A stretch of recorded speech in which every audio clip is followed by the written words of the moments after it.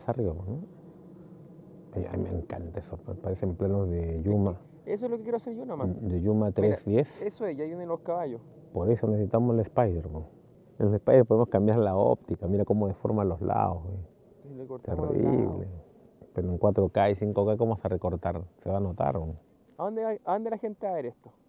No, cuando el estreno en la Cineteca de la Moneda, Pero ese, ay, he visto las películas, pero pixeleadas. Pixeleadas. pero no esta, bueno.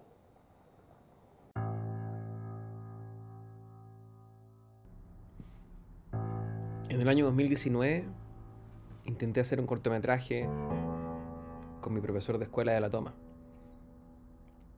El cortometraje era un western. Se llamaba en ese minuto La pistola del hombre muerto. Y contaba la historia de un vaquero y encontraba un cartel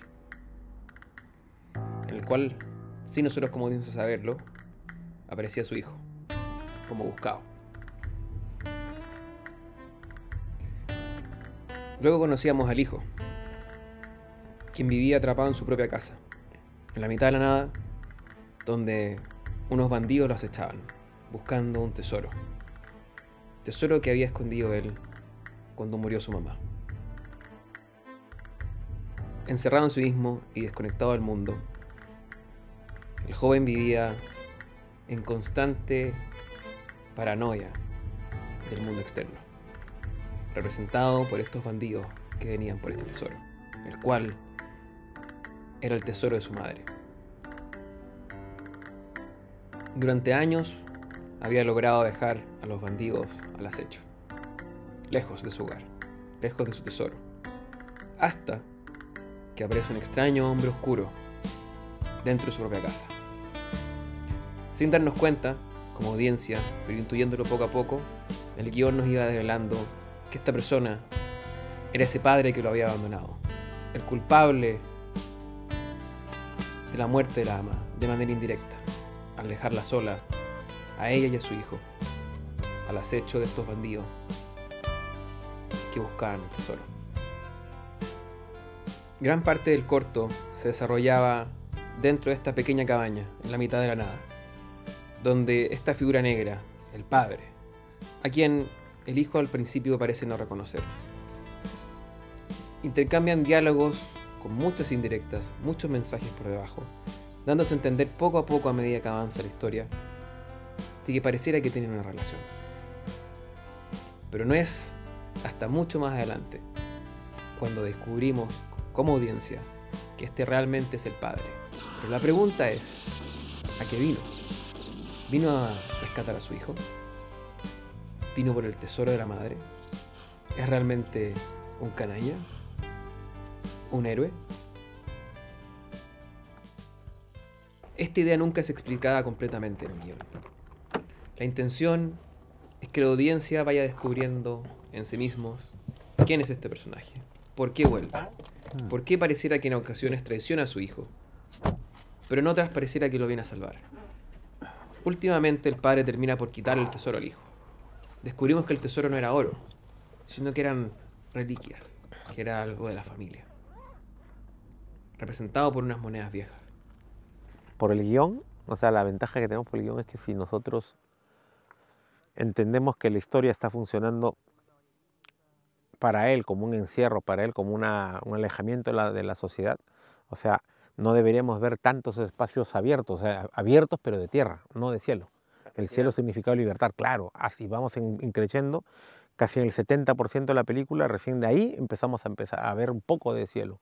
Y ahí es el final, ya empezar a ver más cielo, espacios mucho más abiertos, incluso en el plano final que se va y se quema la casa y todas estas cuestiones, él debemos verlo caminando, atrás de él, ver esto todo, o sea, dejar su pasado, ¿no? Todo seco, árido, y cuando estamos en el contraplano, ver para delante del cielo, cielo azul, pasto verde, o sea, está volviendo él a la sociedad, a la vida, ¿no?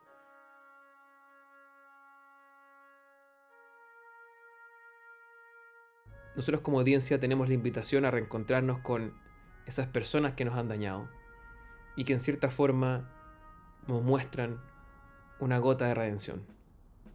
Es una invitación a ver lo bueno en esas personas que a veces consideramos malas. para encontrarse con nosotros, redimirse y en cierta forma salvarnos a nosotros mismos. Aunque sea para decir adiós. Pero la historia detrás de este cortometraje es tal vez más interesante aún que la película misma. En distintas fechas de filmación, distintos eventos fueron quitando la opción de hacerlo. Desde la pérdida de uno de los integrantes del equipo, para luego rearmarlo nuevamente y poner la fecha de filmación durante un momento en Chile que fue sorpresivo para todos, que no permitió avanzar. Irónicamente, la última fecha de filmación fue puesta en un momento en que nadie sabía que todos íbamos a tener que quedarnos en nuestros hogares por mucho tiempo. Y desde ese entonces han pasado ya casi 4 años para que este cortometraje pueda nuevamente armarse. Existen storyboards, existen guiones, existe casi todo listo para el día de producción, pero hay que montar todo de nuevo. Hay que levantarlo nuevamente y con eso se decidió cambiar el nombre del cortometraje hace mucho tiempo. Pasó de ser La pistola del hombre muerto a llamarse El legado. Y parte de este cortometraje es también la intención de hacer una historia, un documental, contando sobre la intención, el proceso, la caída y tal vez la resurrección de esta historia.